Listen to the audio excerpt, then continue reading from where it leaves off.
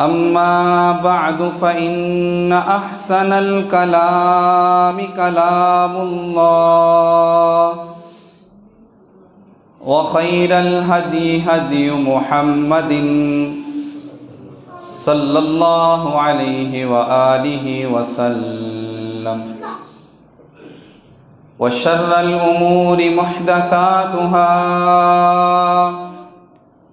وكل محدثة بدعة وكل بدعة ضلالة وكل ضلالة في النار.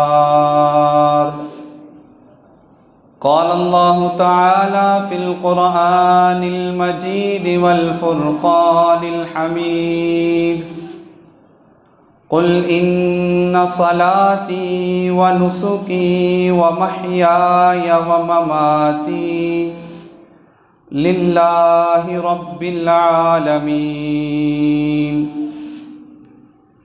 قال الله تعالى في المقام الأولى: لن ينال الله لحومها ولا دماؤها ولكن يناله التقوى منكم. قال الله تعالى في المقام الآخر: بسم الله الرحمن الرحيم. إنا أعطيناك الكوثر فصل لربك وانحر إن شانئك هو الأبتر.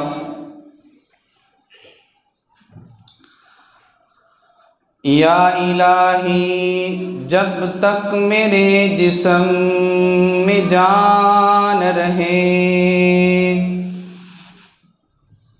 میری یہ تمنا ہے کہ میرے لب پہ تیرا قرآن رہے، اور یہ تمنا ہے کہ اس دنیا میں کوئی کام کر جاؤں، اور یہ تمنا ہے کہ اس دنیا میں کوئی کام کر جاؤں، اگر توفیق ملے تو خدمت اسلام کر جاؤں۔ الہی تو رحیم ہے، تو کریم ہے، الہی تو رحیم ہے، تو کریم ہے، مولا تیری شان سب سے عظیم ہے، تو کرم اپنا عطا مولا، تو کرم اپنا عطا مولا، تیرے کرم پہ ہم کو یقین ہے۔ ہر قسم کی حمد و ثنا، تمام قسم کی تعریفات، تمحیدات، تسبیحات اللہ وحدہ لا شریک کی بابرکت ذات کے لیے خاص اور مختص ہے۔ لاکھوں کروڑوں درود و سلام امام الانبیاء، حبیب کبریا، پیارے پیغمبر جناب محمد رسول اللہ صلی اللہ علیہ وآلہ وسلم کی ذات اقدسہ مطہرہ مشرفہ مکرمہ پر اللہ کی حمد و ثنا اور درود و سلام کے بعد رحمت اور بخشش کی دعا آل رسول، اہل بیت، اصحاب رسول رضوان اللہ علیہم اجمعین، تابعین اعظام، ائمہ اربع، ائمہ حدیث، اولیاء دین، علماء دین، بزرگان دین رحمہم اللہ تعالیٰ کے لیے، اور دعا ہے کہ اللہ جل جلالہ میری اور آپ سب کی جمعۃ المبارک کی حاضری اپنی بارگاہ میں قبول اور منظور فرما لے۔ سن سنا کر اللہ رب العزت کی داد مجھے اور آپ سب کو عمل پیدا ہونے کی توفیق عطا فرمائے۔ واجب الاحترام بزرگوں، دوستوں، بھائیوں، نوجوان ساتھیوں، نہایت ہی قابل احترام میری اسلامی روحانی ماں اور بہنوں،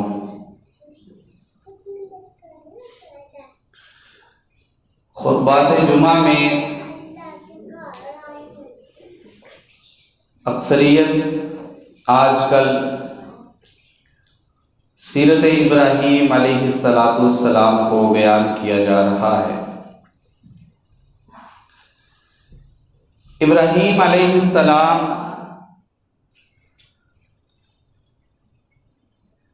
وہ نبی ہیں جنہیں جد الانبیاء کے لقب سے بھی نوازا گیا ہے۔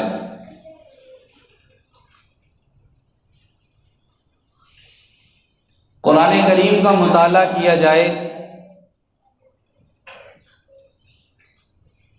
تقریباً ہر پارے کے اندر اللہ رب العزت نے حضرت ابراہیم علیہ السلام کا کسی لحاظ سے تذکرہ ضرور فرمایا ہے۔ ابراہیم علیہ السلام کو بطور داعی بیان کیا جائے، ابراہیم علیہ السلام کو بطور باپ کی حیثیت سے بیان کیا جائے، بطور بیٹا کی حیثیت سے بیان کیا جائے،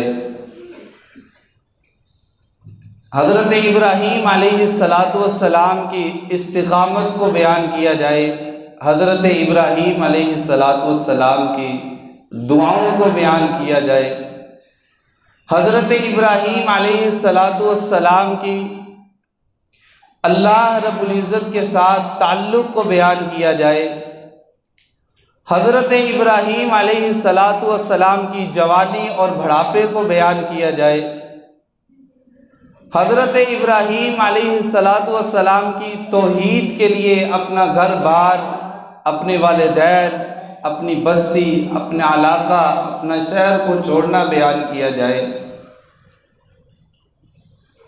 میں تو یہ سمجھتا ہوں کہ حضرت ابراہیم علیہ السلام کی سیرت کے لیے چند خطبات نہیں بلکہ سال ہاں سال اس میں گزر جائیں، حضرت ابراہیم علیہ السلام کی سیرت پھر بھی مکمل نہیں ہوگی۔ میں نے مکمل سیرت میں سے دو پہلو کو آپ کے سامنے صرف بیان کرنا ہے۔ اس میں میرے لیے بھی نصیحت ہے اور آپ کے لیے بھی نصیحت ہے۔ اصل چیز یہی ہے کہ ابراہیمی بنو اور بلندی پاؤ۔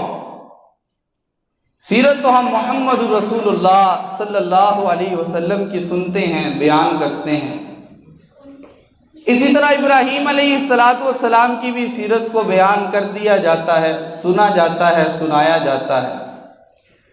اصل چیز ہوتی ہے کہ اس کی سیرت کو اپنایا جائے، اس کی زندگی کے جو خاص پہلو ہیں اس کو دیکھا جائے، ان پہلو کو سمجھا جائے کہ اس سے ہماری زندگی کے اندر کون کون سی تبدیلی آ سکتی ہے۔ ابراہیم علیہ السلام کی دو پہلو کو میں نے آپ کے سامنے بیان کرنا ہے نصیحت کے طور پر۔ سب سے پہلے صبر اور دعا۔ ابراہیم علیہ السلام نے صبر اس انداز کا کیا ہے کہ اس کی مثال نہیں ملتی ہے۔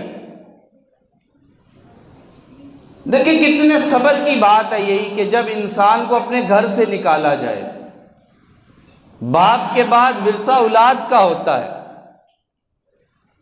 باپ بڑھاپے کی عمر میں ہے توحید کے لیے حضرت ابراہیم علیہ السلام کو گھر سے نکالا جا رہا ہے، باپ سے جدا کیا جا رہا ہے، بستی سے نکالا جا رہا ہے، لیکن ابراہیم علیہ السلام نے کوئی بات نہیں کی، بلکہ ابراہیم علیہ السلام ان لوگوں کو دعا دے کر چلے گئے ہیں۔ پھر ابراہیم علیہ السلام کو جب نمرود نے یہ حکم دیا کہ ابراہیم کو آگ میں ڈالا جائے، تو ابراہیم علیہ السلام نے اپنے تعلق کو اللہ کے ساتھ مضبوط کیا اور وہاں پہ دعا کی۔ پھر حضرت ابراہیم علیہ السلام اپنی زندگی کے 86 سال تک جو تفسیر میں بیان کیا جاتا ہے، اللہ تعالیٰ سے دعا کرتے رہے، ربی حب لی من لدنک ذریۃ طیبہ انک سمیع الدعاء۔ اللہ رب العزت کی ذات نے بڑھاپے کی عمر میں جا کر اس دعا کو قبول کیا، تو اس کے بعد کیا کیا اس کا تذکرہ ہم بعد میں کریں گے، لیکن یہاں پہ بات یہ ہے کہ 86 سال زندگی کے گزر گئے ہیں، لیکن اللہ رب العزت کی ذات سے گلہ نہیں کیا، اللہ رب العزت کی ذات سے شکوہ نہیں کیا۔ ضرورت تھی، دیکھیں جب انسان 40 سے اوپر جاتا ہے ضرورت ہوتی ہے سہارے کی، ضرورت ہوتی ہے کہ باپ کا جو اس کا بیٹا، جو اس کی اولاد ہوتی ہے، اس کا ہاتھ پکڑے، اس کا جو ہے کندھا بنے، اس کو جو ہے سہارا دے، اس کی ضروریات کو پورا کرے۔ لیکن ابراہیم علیہ السلام نے ہر حال کے اندر صبر کیا اور اپنے تعلق کو اللہ رب العزت کی ذات سے مضبوط رکھا، اور 86 سال کی عمر میں جا کر جب اللہ رب العزت کی ذات نے اس دعا کو پورا کیا اور حضرت اسماعیل علیہ السلام اور حضرت یعقوب علیہ السلام جو اللہ رب العزت کی ذات نے 2 بیٹے عطا کیے، تو اس کے بعد شکر ہی کیا ہے، اس کے بعد کوئی دوسری بات نہیں کی۔ الحمدللہ الذی وہب لی علی الکبر اسماعیل و اسحاق ان ربی لسمیع الدعاء۔ یہ پیغام بھی دے گئے ہیں کہ دعاؤں کو سننے والی ذات اللہ رب العزت کی ذات ہے، اس کے علاوہ کوئی اور دعاؤں کو سن بھی نہیں سکتا اور حاجات کو پورا بھی نہیں کر سکتا۔ یہ 2 چیزیں اگر ہماری زندگی کے اندر آ جائیں، صبر اور دعا۔ دیکھیں آج جو گھروں کے اندر لڑائیاں ہیں، آج جو میاں بیوی کے مابین لڑائیاں ہیں، آج جو دوستوں کے مابین لڑائیاں ہیں، آج جو رشتہ داروں کے مابین لڑائیاں ہیں، آج جو گلی محلے والوں کے مابین لڑائیاں ہیں، آج جو پورا حلقہ آپس میں لڑائی اور جھگڑا کرتا ہے، بہت سی وجوہات ہوں گی، اس میں سے ایک وجہ یہ بھی ہے کہ ہمارے اندر صبر موجود نہیں ہے، ہم فوری طور پر اس کا ریئیکشن پیش کرتے ہیں، جس وجہ سے آپس کے تعلقات کمزور سے کمزور ہوتے جاتے ہیں۔ سیرت ابراہیم علیہ السلام سے ہمیں یہ پیغام ملتا ہے کہ اگر ہم صبر کریں گے اللہ رب العزت کی نصرت اور مدد ملے گی۔ اللہ تعالیٰ کا فرمان ہے یا ایھا الذین آمنوا استعینوا بالصبر والصلاۃ ان اللہ مع الصابرین۔ اسی طرح ہم نے دعاؤں کے ساتھ اپنے تعلق کو مضبوط رکھنا ہے، یہ نہیں کہنا کہ 10 سال ہو گئے ہم اللہ سے مانگنے ہیں، اللہ نے کچھ عطا ہی نہیں کیا۔ اللہ سے مانگتے رہنا ہے یقین کے ساتھ، ایک وقت ضرور آئے گا وہ اللہ رب العزت کی ذات دعاؤں کو بھی پورا کریں گے، جو حاجات ہیں، جو ضروریات ہیں، وہ اللہ رب العزت کی ذات پورا فرمائیں گے۔ اور دوسری چیز شکر ہے۔ اگر اللہ تعالیٰ نے مجھے گھر عطا کیا، میں 3 وقت کا کھانا کھاتا ہوں، میں پنکھے کے نیچے آرام سے سو جاتا ہوں، میں جو ہے اپنی ضروریات کو آسانی سے پورا کرتا ہوں، تو مجھے کبھی یہ اپنے دل کے اندر خیال پیدا ہی نہیں کرنا چاہیے کہ اللہ تعالیٰ نے مجھے کچھ عطا ہی نہیں کیا، بلکہ اللہ تعالیٰ نے آپ کو سب کچھ عطا کیا ہے۔ اور اگر آپ اس موقع پر اللہ کا شکر ادا کریں گے تو اللہ رب العزت کا فرمان حق اور سچ ہے، لَإِن شَكَرْتُمْ لَأَزِيدَنَّكُمْ وَلَإِن كَفَرْتُمْ إِنَّ عَذَابِي لَشَدِيدٌ۔ اگر ہم شکر ادا کریں گے تو اللہ رب العزت کی ذات ہمیں اور زیادہ عطا فرمائیں گے۔ ابراہیم علیہ السلام کو جب اللہ تعالیٰ نے بیٹا اسماعیل عطا کیا تو خواب کے اندر اللہ تعالیٰ نے دکھایا کہ ابراہیم اپنے بیٹے کو ذبح کر رہے ہیں۔ نبیوں کا جو خواب ہوتا ہے وہ ایک وحی ہوتا ہے۔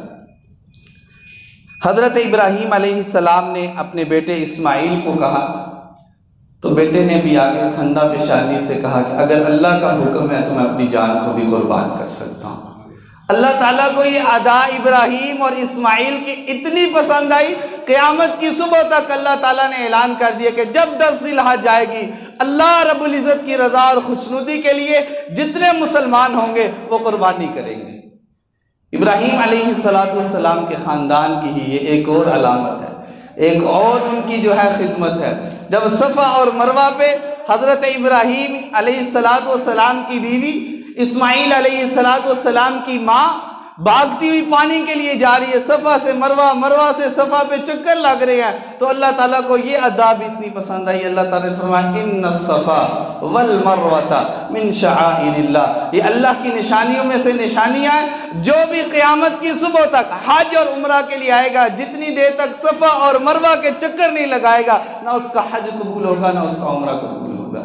یہاں سے ایک اور بات بھی ملتی ہے کہ زندگی کے اندر کم از کم ایک کام ایسا ضرور کر کے جائیں اچھا، کہ آپ اس دنیا سے چلے بھی جائیں تو آپ کو یاد ضرور کیا جائے۔ ابراہیم علیہ السلام کو آج گزرے ہوئے صدیاں بیت گئی ہیں، لیکن آج جب بھی نام لیا جاتا ہے علیہ السلام کہا جاتا ہے۔ آج جب بھی کوئی حج اور عمرہ کرتا ہے، یقیناً ان کے نامہ اعمال میں بھی نیکیوں کا اضافہ ہوتا ہے۔ یقیناً آج اب ہم جب انشاءاللہ تعالیٰ 10 ذی الحج کو قربانی کریں گے تو ان کے نامہ اعمال میں بھی انشاءاللہ اللہ تعالیٰ نیکیوں کا اضافہ فرمائیں گے۔ قربانی کرنا یہ اللہ کے قرب کا ذریعہ ہے۔ جو ہم جانور ذبح کرتے ہیں، اگر قرآن کریم کا مطالعہ کیا جائے تو ہر عبادت کا تقریباً مقصد یہی ہے کہ اس سے تقوی حاصل ہو۔ قرآن کا مطالعہ کریں، آغاز میں اللہ تعالیٰ نے فرمایا یا ایھا الناس اعبدوا ربکم الذی خلقکم والذین من قبلکم لعلکم تتقون۔ پہلے سپارے سے دوسرے پہ جائیں، یا ایھا الذین آمنوا کتب علیکم الصیام کما کتب علی الذین من قبلکم لعلکم تتقون۔ اور قربانی کے بارے میں بھی اللہ تعالیٰ نے یہی فرمایا لن ینال اللہ لحومها ولا دماؤها وَلَكِنْ يَنَالُهُ التَّقْوَى مِنْكُمْ۔ یہ قربانی کا خون، یہ قربانی کا گوشت، یہ سب جانور یہ آپ کے پاس ہی رہیں گے۔ اللہ رب العزت کی ذات کو جو چیز چاہیے وہ تقوی ہے۔ اللہ رب العزت کو ذات کو جو چیز چاہیے وہ دل کی نیت اور دل کا ارادہ ہے، وہ اخلاص ہے، آپ کی اللہ سے محبت ہے، آپ کا اللہ سے تعلق ہے۔ وہ جتنا اچھا، جتنا بہتر ہوگا، آپ کی قربانی اور آپ کے نیک اعمال اللہ رب العزت کے ہاں اتنے زیادہ محبوب ہوں گے۔ نبی صلی اللہ علیہ وسلم نے قربانی اپنی زندگی کے اندر ہر سال تقریباً کی ہے۔ امام بخاری رحمۃ اللہ علیہ نے صحیح بخاری کے اندر کتاب الاضحیٰ کے اندر ایک باب باندھا ہے، باب سنت الاضحیہ، اور اس میں حضرت براء بن عازب رضی اللہ تعالیٰ عنہ سے حدیث مبارکہ لے کر آئے ہیں۔ رسول اللہ صلی اللہ علیہ وسلم نے فرمایا آج کے دن یعنی کہ 10 ذی الحج کو ہم سب سے پہلے نماز عید ادا کریں گے، عید الاضحیٰ ادا کریں گے۔ اس کے بعد رسول اللہ صلی اللہ علیہ وسلم نے فرمایا ہم قربانی کریں گے۔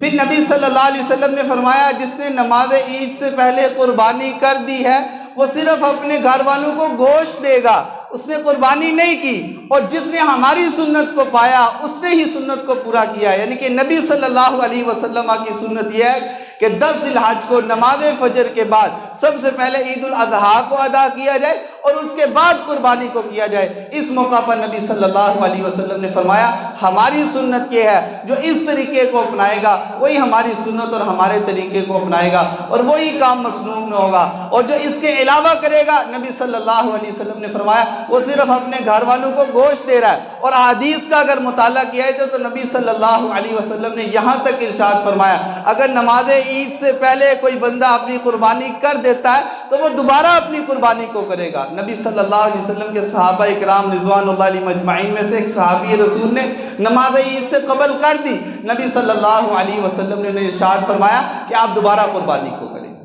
پھر نبی صلی اللہ علیہ وسلم کے صحابی رسول حضرت عمر رضی اللہ تعالیٰ عنہ سے ایک بندے نے سوال کیا کیا قربانی واجب ہے؟ انہوں نے کہا رسول اللہ صلی اللہ علیہ وسلم ضحى رسول اللہ صلی اللہ علیہ وسلم والمسلمون، نبی صلی اللہ علیہ وسلم اور جتنے مسلمان تھے آپ صلی اللہ علیہ وسلم کی زندگی کے اندر وہ قربانی کیا کرتے تھے۔ اس نے دوبارہ سوال کیا کیا قربانی واجب ہے، کیا قربانی ضروری ہے، کیا قربانی لازم ہے؟ پھر حضرت عمر رضی اللہ تعالیٰ نے فرمایا کیا تم عقل نہیں رکھتے؟ میں نے کہا ہے ضحى رسول اللہ صلی اللہ علیہ وسلم والمسلمون، نبی صلی اللہ علیہ وسلم اور جو مسلمان تھے وہ قربانی کیا کرتے تھے۔ پھر نبی صلی اللہ علیہ وسلم کے بارے میں ابن عمر رضی اللہ تعالیٰ نے ارشاد فرماتے ہیں کہ آپ صلی اللہ علیہ وسلم مدینہ کے اندر 10 سال رہے اور آپ صلی اللہ علیہ وسلم نے ہر سال قربانی کی ہے۔ یہاں پہ کچھ لوگوں کا نظریہ یہ بھی ہے کہ قربانی صرف وہ لوگ کریں گے جو حج کے لیے جاتے ہیں، جو کہ غلط بات ہے۔ نبی صلی اللہ علیہ وسلم 10 سال مدینہ کے اندر ہیں، آپ حج کے لیے نہیں گئے، ایک دفعہ آپ صلی اللہ علیہ وسلم صرف حج کے لیے گئے ہیں، لیکن آپ صلی اللہ علیہ وسلم نے قربانی ہر سال کی ہے۔ یہاں سے یہ بات بھی پتہ چلتی ہے کہ صرف حج والوں کے لیے قربانی نہیں بلکہ تمام مسلمانوں کے لیے۔ یہ تمام احادیث ہمیں اس بات کی طرف جو ہے ہماری توجہ مبذول کرواتی ہیں کہ اگر ہمیں طاقت ہے، اگر ہمارے پاس پیسہ موجود ہے، اگر ہم صاحب استطاعت ہیں، کیونکہ نبی صلی اللہ علیہ وسلم کی حدیث ہے کہ اگر کوئی بندہ طاقت کے باوجود قربانی نہیں کرتا، اگر کوئی بندہ طاقت کے باوجود قربانی نہیں کرتا تو آپ صلی اللہ علیہ وسلم نے فرمایا وہ ہماری عیدگاہ میں نہ آئے، یعنی کہ وہ ہماری خوشیوں میں شامل نہ ہو جو طاقت کے باوجود قربانی نہیں کرتا۔ اس موقع پر میں آپ کو ایک اچھا میسیج دیتا ہوں، آپ کوشش کیا کریں اپنے سال کی جو ہے یہ قربانی کے لیے انویسٹمنٹ کیا کریں، اپنے پاس پیسے جو ہیں ہر جو ہیں تھوڑے تھوڑے سیو کرتے جایا کریں، یہ بہت اچھا طریقہ ہے۔ دیکھیں ہم نے بیٹوں کی شادی کرنی ہے، ہم نے بیٹیوں کی شادی کرنی ہے، ہم نے اپنا گھر بنانا ہے، تو ہمارا کیا پلان ہوتا ہے کہ ہم سب سے پہلے اپنے پیسے جمع کریں۔ اگر پیسے جمع نہیں ہوں گے تو میں اپنی بیٹی کی شادی نہیں کر سکوں گا، اگر پیسے جمع نہیں ہوں گے تو میں گھر نہیں بنا سکوں گا، اگر پیسے جمع نہیں ہوں گے تو میں خوشیوں میں شامل نہیں ہو سکوں گا۔ تو یہاں پہ نبی صلی اللہ علیہ وسلم کی ایک اہم سنت ہے جو نبی صلی اللہ علیہ وسلم نے اپنی ساری زندگی کے اندر کی ہے، تو اس کے لیے بھی ہمیں یہ طریقہ اپنانا چاہیے کہ ہم ہر ماہ کچھ پیسے قربانی کے لیے علیحدہ کرتے جائیں، اور جب عید الاضحیٰ کا موقع ہے تو ہمیں نبی صلی اللہ علیہ وسلم کی اس سنت کو ضرور کرنا چاہیے۔ نبی صلی اللہ علیہ وسلم کی ایک اہم سنت ہے، البتہ یہ واجب نہیں ہے، اگر ایک بندہ استطاعت اس کو نہیں ہے تو وہ قربانی نہیں کرتا تو اس پہ ہم کوئی فتویٰ نہیں لگا سکتے۔ البتہ اگر کوئی بندہ طاقت کے باوجود قربانی نہیں کرتا تو وہ مسلمانوں کی عیدگاہ اور مسلمانوں کی خوشیوں میں شامل نہ رہے، بلکہ اس دن مسلمانوں سے دور رہے، ایک لحاظ سے مسلمانوں کی خوشیوں کے اندر اس دن جو ہے وہ شامل نہ ہو۔ یہ تمام احادیث ہمیں اس طرف جو توجہ ہماری مبذول کرواتی ہیں کہ اگر ہمارے پاس طاقت موجود ہے نبی صلی اللہ علیہ وسلم کی اس سنت کو ضرور کرنا چاہیے۔ اگر ہمارے پاس طاقت نہیں ہے، اگر ہم جو ہے قربانی نہیں کر سکتے تو ہم نے پھر فتویٰ بھی نہیں لگانا، ہم نے اس کے ساتھ محبت ہی کرنی ہے، اور ہم جو قربانی کریں اس تک گوشت بھی پہنچانا ہے۔ یہ قربانی کے مقصد میں سے ایک مقصد یہ بھی ہے کہ غرباء اور مساکین کے ساتھ تعاون کیا جائے۔ اب قربانی کے حوالہ سے چند اہم مسائل ہیں وہ آپ کے سامنے پیش کر دوں، کیونکہ بہت سے احباب جو ہے وہ قربانی خرید رہے ہیں۔ اس میں سے سب سے پہلی بات یہ ہے کہ جو قربانی کرنا چاہتے ہیں یا جو قربانی کا ارادہ رکھتے ہیں یا جو صاحب استطاعت ہیں اور وہ قربانی کریں گے، وہ ذی الحجہ کا جب چاند نظر آ جائے تو اس کے بعد اپنے بال اور اپنے ناخن نہ کاٹیں۔ نبی صلی اللہ علیہ وسلم نے فرمایا کہ ایسے بندے جنہوں نے قربانی کرنی ہے جب ذی الحجہ کا چاند نظر آ جائے تو اپنے بال اور اپنے ناخن نہ تراشیں۔ رسول اللہ صلی اللہ علیہ وسلم کی یہ سنت ہے۔ نبی صلی اللہ علیہ وسلم نے یہ اپنے صحابہ اکرام رضوان اللہ علیہم اجمعین کو بتایا۔ آج ذی القعدہ کی کیا تاریخ ہے؟ کوئی بھائی بتا سکتا ہے؟ 18 ہے جی، البتہ جولائی کی ہمیں پتہ ہوگا کہ 2 ہے، لیکن اسلامی ہمیں کم ہی پتہ ہوگا۔ 18 ہیں ابھی، تقریباً ابھی 11 یا 12 دن باقی ہیں۔ ہم 11 اور 12 دنوں کے اندر یہ صفائی وغیرہ کر سکتے ہیں، لیکن جب ذی الحجہ کا چاند نظر آ جائے تو اس کے بعد جو ہے ہمیں اپنے ناخن وغیرہ اور اپنے بال وغیرہ نہیں کاٹنے چاہیے۔ دوسرا مسئلہ یہ ہے کہ قربانی کے لیے کون سے جانور کا انتخاب کیا جائے۔ اس کے اندر گائیں شامل ہیں، اونٹ شامل ہے، بھیڑ شامل ہے اور بکری شامل ہے۔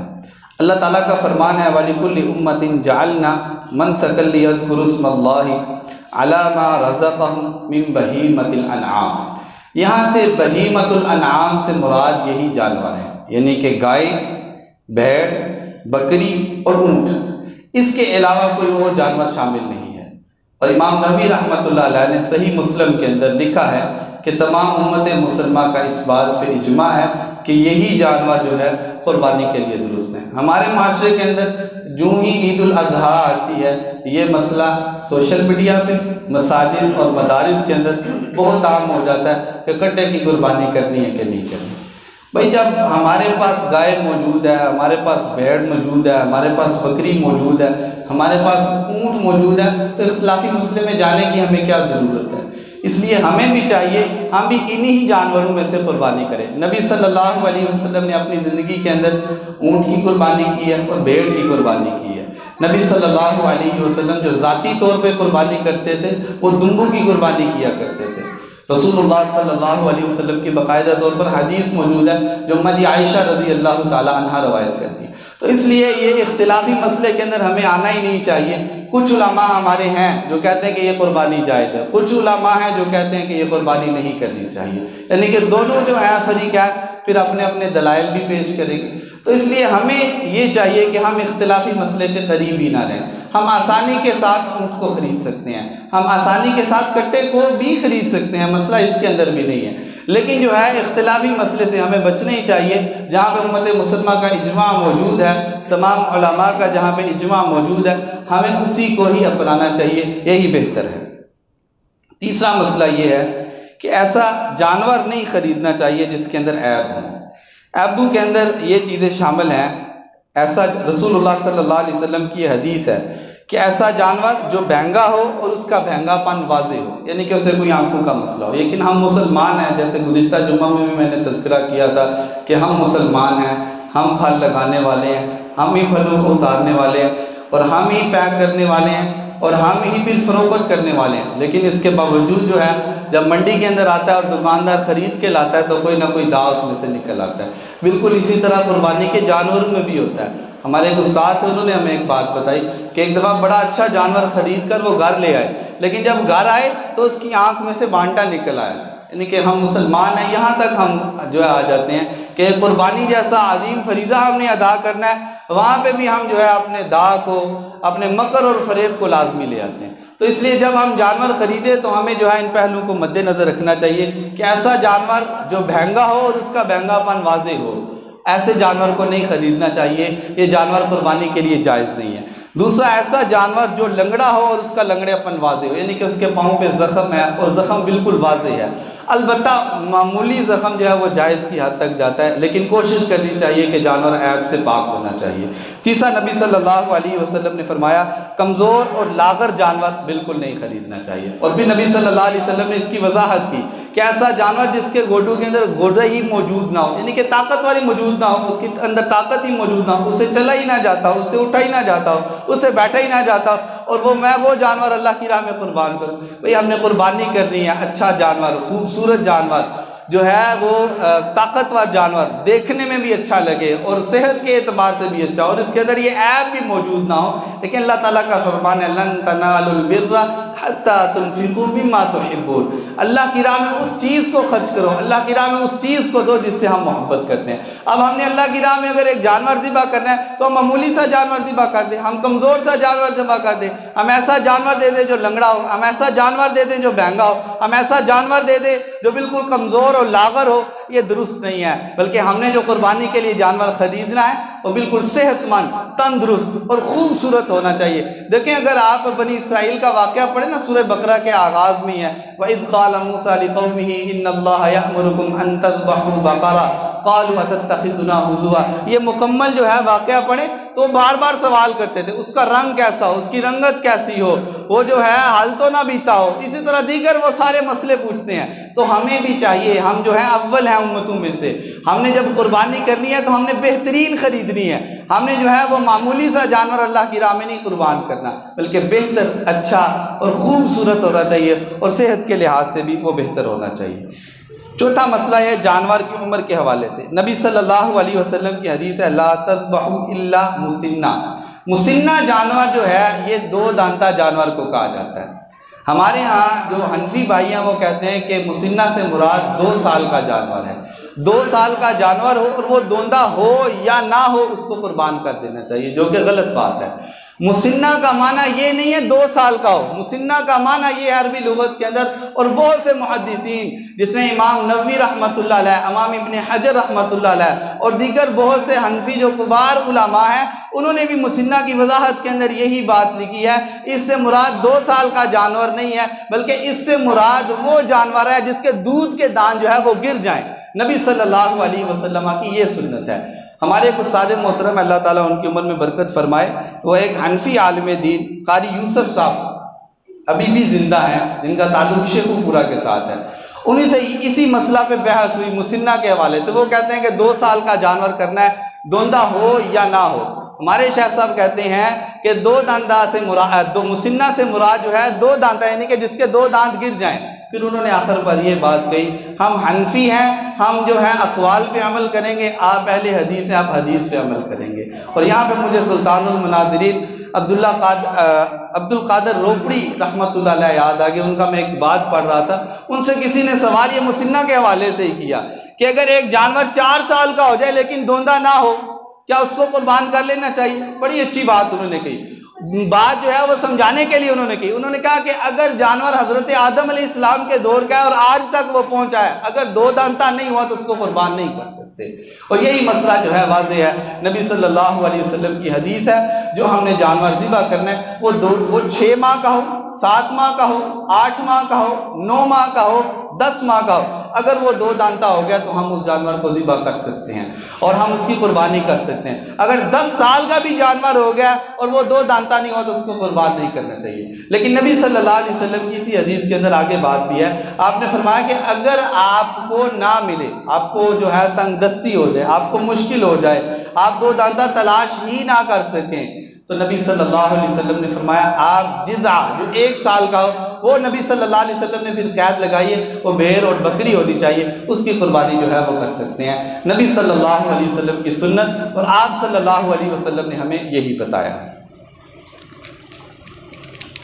قربانی کے وقت کے حوالے سے آغاز میں بھی بات ہوگی ہے، نبی صلی اللہ علیہ وسلم کی سنت اور آپ صلی اللہ علیہ وسلم کا طریقہ یہ ہے کہ قربانی نماز عید کے بعد کی جائے گی۔ نماز عید اپنے اپنے وقت اپنے اپنے علاقے کے لحاظ سے، ایک جگہ پہ اگر 6 بجے ہو رہی ہے تو 6 بجے کے بعد وہ قربانی کر دیتے ہیں، انہوں نے نماز کو ادا کر لیا تو ان کی درست ہے۔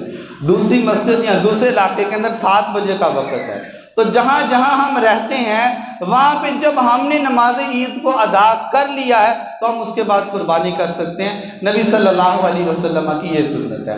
نماز عید سے پہلے قربانی کرنا یہ درست نہیں، بلکہ اگر نماز عید سے پہلے ہم قربانی کر دیتے ہیں تو نبی صلی اللہ علیہ وسلم نے اپنے صحابی کو بھی دوبارہ قربانی کرنے کا کہا ہے۔ دوسرا، ایک بکرا، ایک بکری، ایک دمبا یا ایک بھیڑ یا ایک حصہ اونٹ کے اندر ہو یا گائے کے اندر ہو، وہ ایک حصہ پورے خاندان کے لیے کافی ہے۔ خاندان میں وہ لوگ شامل ہیں جہاں پہ ایک گھر کے اندر کھانا پکتا ہے اور ان کی انکم ایک جگہ پہ جمع ہوتی ہے۔ بس اوقات ایسے ہوتا ہے کہ باپ ہوتا ہے، اس کے 4 بیٹے ہوتے ہیں، وہ 4 بیٹے سارے علیحدہ علیحدہ رہتے ہیں، ان کا کھانا پینا علیحدہ ہوتا ہے، ان کی جو ماہانہ آمدنی ہوتی ہے وہ علیحدہ علیحدہ ہوتی ہے۔ وہاں پہ یہ مسئلہ نہیں ہوگا، یہ وہاں پہ مسئلہ ہے جہاں پہ ایک بڑا باپ ہے، اس کے 4 بیٹے ہیں اور وہ سارے پیسے ایک جگہ پہ جمع ہوتے ہیں، اسی سے زکوٰۃ وغیرہ بھی دی جاتی ہے، صدقہ وغیرہ بھی دیا جاتا ہے، گھر بار کو بھی چلایا جاتا ہے، ضروریات کو بھی پورا کیا جاتا ہے۔ وہ ایک بھیڑ، ایک بکری یا ایک حصہ ڈال دیں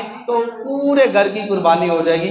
ہر فرد کے لیے علیحدہ علیحدہ قربانی کرنا، یہ جو ہے ریاکاری کے اندر بھی علماء نے لکھا آ جاتا ہے کہ بندہ کہے کہ میں جو ہے اپنی پوری فیملی کی طرف سے جو ہے علیحدہ علیحدہ جانور ذبح کروں گا۔ آج کل تو بہت جو ہے وہ اس لحاظ سے ہم آگے جا چکے ہیں ریاکاری اور تکبر کے حوالے سے، اس لیے یہاں سے بھی بچنے کی کوشش۔ ہاں البتہ کسی کی نیت خالص ہے، وہ چاہتا ہے کہ میں بڑا جانور مکمل کا مکمل کرنا چاہتا ہوں، میں 1 بکرے کی بجائے 3 بکرے کرنا چاہتا ہوں، میں 1 اونٹ کی بجائے 2 اونٹ کرنا چاہتا ہوں۔ نبی صلی اللہ علیہ وسلم نے 62 تک کیے، جو نبی صلی اللہ علیہ وسلم حضرت علی رضی اللہ تعالیٰ عنہ کو نحر کیا تھا۔ نبی صلی اللہ علیہ وسلم ذاتی طور پر 2 دمبوں کو فرمایا کرتے تھے۔ تو اس لیے اگر ریاکاری ہماری نیتوں کے اندر شامل نہیں تو ہم اس سے زائد بھی کر سکتے ہیں، اس میں حرج نہیں ہے۔ البتہ جو مسئلے کے لحاظ سے وہ یہ ہے کہ ایک بکرا، ایک بکری، ایک بھیڑ یا ایک حصہ، وہ اونٹ کے اندر ہو، وہ گائے کے اندر ہو، وہ مکمل گھر کی قربانی ہو جاتی ہے۔ گائے کے اندر 7 حصے ہیں اور اونٹ کے اندر 10 یا 7 ہیں۔ نبی صلی اللہ علیہ وسلم کی دونوں حدیث موجود ہیں۔ نبی صلی اللہ علیہ وسلم ایک دفعہ سفر کے موقع پر تھے، اونٹ کے اندر 10 حصے ڈال دیے گئے، اور نبی صلی اللہ علیہ وسلم سفر کے علاوہ تھے تو اونٹ کے اندر بھی جو ہے وہ 7 اور گائے کے اندر بھی 7۔ یہ مسئلہ ہمیں اس بات کی طرف ہماری جو ہے رہنمائی کرتا ہے کہ ہم نے اگر اونٹ کے اندر 10 حصے ڈالے، یعنی کہ 10 لوگوں نے، 10 گھروں نے اپنی قربانی کرنی ہے تو وہ کر سکتے ہیں۔ گائے کے اندر جو ہے وہ 7 لوگ شامل ہو سکتے ہیں، یعنی کہ 7 گھروں کی قربانی ہو سکتی ہے۔ آخری اور اہم بات یہ ہے کہ قربانی ہم اللہ کی رضا کے لیے کرنا چاہتے ہیں، اس کا مقصد یہ ہے کہ ہم تقوی کو حاصل کریں۔ یہاں پہ میں ایک بہت اہم بات کہنا چاہتا ہوں، اپنے حصے دار جو آپ کی گائے کے اندر شامل ہوں، آپ کے اونٹ کے اندر شامل ہوں، ایسے لوگ نہ ہوں جو اللہ کی ذات کے ساتھ شرک کرتے ہیں۔ ایسے لوگوں کو قطعی طور پر شامل نہ کرے جن کے اعمال کے اندر بدعات اور حرافات پائی جاتی ہیں۔ ایسے لوگوں کو قطعی طور پر شامل کرنے کی کوشش نہ کریں جو اللہ اور اس کے رسول کی واضح طور پر نافرمانی کرتے ہیں۔